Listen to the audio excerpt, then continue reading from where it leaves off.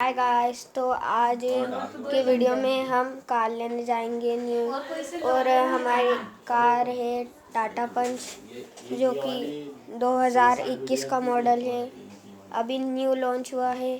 तो आज आपको मैं अगर नहीं हो पाया तो मैं आपको पार्ट 2 बताऊंगा। देखो अभी हम जाने ही वाले हैं।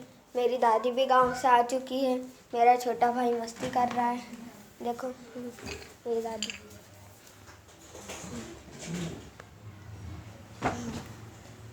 ये देखो ये कुत्ते मस्ती कर रहे। आजकल के नए इंसान, ये इंसान दिखने वाले कुत्ते आ चुके हैं नए यहाँ पर, और उनमें से एक मेरा छोटा भाई है।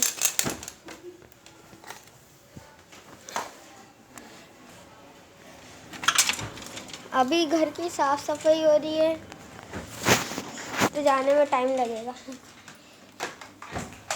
तो ठीक है, आप पार्ट 2 के लिए सब्सक्राइब, लाइक, शेयर, कमेंट सब कर देना।